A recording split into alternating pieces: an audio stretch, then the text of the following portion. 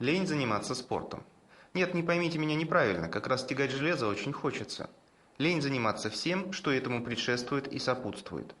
Надо одеваться, выходить на улицу, куда-то переться или ехать, там раздеваться, идти в зал, где порой нужно ждать, пока освободится какой-нибудь далеко не самый современный, видавший виды снаряд, наблюдая при этом, как потные, вонючие мужики ложатся голыми, липкими телами на скамейки и подушки и ничего после себя не вытирают.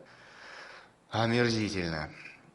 Еще и хочешь не хочешь, а приходится общаться с ними и с инструкторами, чтобы не прослыть высокомерным зазнайкой. После занятий надо ждать, пока остынешь и высохнешь, переодеваться, переться домой. В общем, лично у меня на одну только дорогу уходит одного только времени целый час. Как раз столько, сколько, в общем-то, нужно на тренировку. Целый час потраченного времени, не говоря уж о нервах и деньгах. Денег тоже уходит прилично, так как спорт только дорожает. Поэтому с экономической точки зрения проще один раз купить домой все нужное, и окупится оно за пару лет, так как вы перестанете отдавать деньги дяде-владельцу зала. И одно время я даже шел по этому пути. У меня был велотренажер и даже штанга со стойками и скамьей. По деньгам действительно вышел как годовой абонемент в приличный зал. Но возникли другие сложности. Первое – это, конечно же, место. Штанга, скамья и стойки занимают место как полноразмерная двуспальная кровать. А в наших квартирах, как правило, либо кровать, либо штанга. Вместе их сложно поместить. Складывать тоже каждый раз замучаешься, так как в этом случае нельзя в любой момент подойти и в свободную минутку что-нибудь покачать, так как пока соберешь, пока разложишь. Второй и самый важный момент – безопасность. Во-первых, вокруг штанги, которую вы тягаете, должно быть достаточно пространства, свободного от каких-либо предметов, чтобы случайно чего-нибудь не разбить. Во-вторых, основа тренировки на развитие силы и массы – последние пару повторений делать уже на исходе сил. А сил может не хватить. Поэтому в зале обычно тренируются парами. Ваш партнер страхует вас и в случае чего поймает падающую вам на грудь штангу. Дома же страховать вас некому, поэтому вам придется брать только тот вес, который вы заведомо возьмете. О каком-либо быстром росте тут говорить не приходится. Даже если вы не будете ставить замки, в надежде в случае чего скинуть крайние блины, если не сможете вытянуть, все равно риск травмы слишком высок. Так что по соображениям нехватки места и безопасности от спортзала на дому пришлось отказаться. Но недавно меня посетила простая идея. Странно, что она не пришла мне раньше. А так ли нужен именно спортзал? Да, в зале полно огромных дорогостоящих тренажеров, которые выглядят пафосно и солидно. Но тренировки с тренажерами – это уже очень высокий уровень. Они сильно ограничивают движение и нагружают только какую-то одну, максимум две мышцы. Такая тренировка нужна продвинутым спортсменам, чтобы обеспечить сепарацию мышц. Новичкам же и просто людям, которые хотят поддерживать привлекательную фигуру, узкоспециализированные тренажеры может и не понадобиться никогда.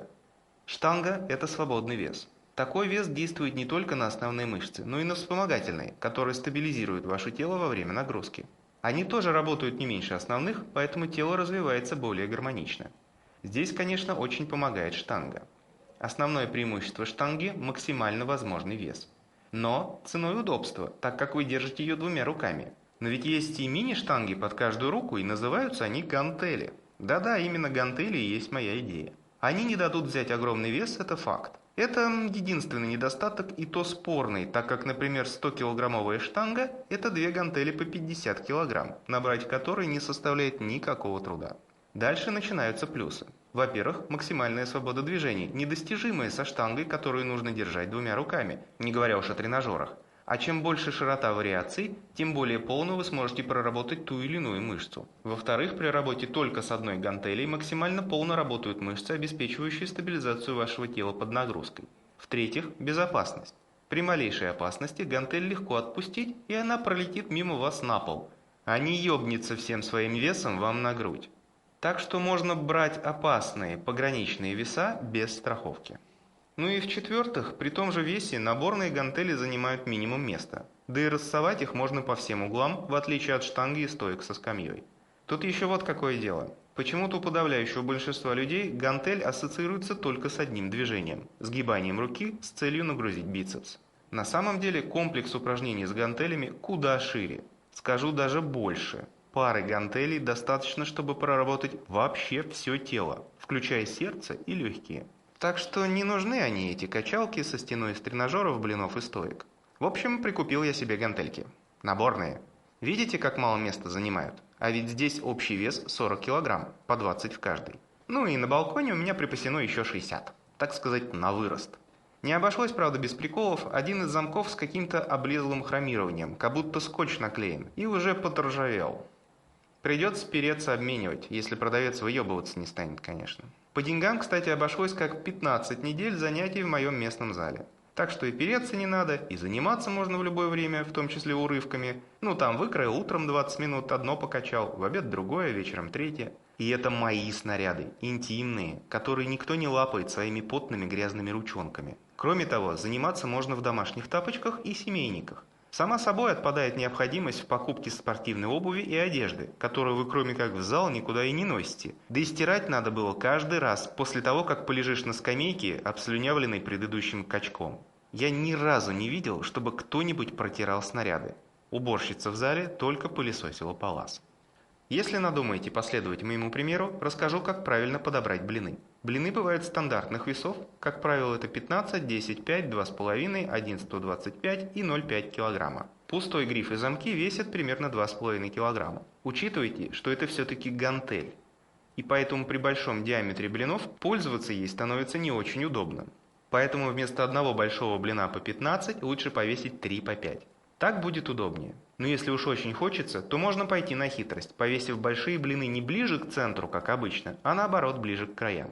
Следующее правило: блины нужно подобрать так, чтобы вы могли увеличивать вес с минимально возможным шагом. Имейте в виду, что у гантели два конца, и утяжелять их надо равномерно. Так что если навесить блины по 1,25 кг, вы получаете прирост в 2,5, а это большой шаг. Отсюда вытекает самый главный секрет. Мелкие блины. Чем меньше, тем лучше. Купите 4 штуки, по 2 на каждую гантелю, полукилограммовых блинов. А еще лучше 250-граммовых, если удастся такие найти. Это даст вам шаг увеличения всего в 500 грамм. Это значит, что вы сможете каждую неделю себе эти самые 500 грамм набрасывать. Это вроде бы немного, и поднатужившись, вы все еще сможете сделать нужное количество повторений и с полной амплитудой. Зато за месяц вы добавите к своему рабочему весу целых 2 килограмма. Без маленьких блинов это сделать будет гораздо сложнее. Кроме того, для многих упражнений еще нужна скамья. Вы можете купить гимнастическую или сделать, как я поступил, купить степпер. О его плюсах и минусах я уже рассказывал в другом видео.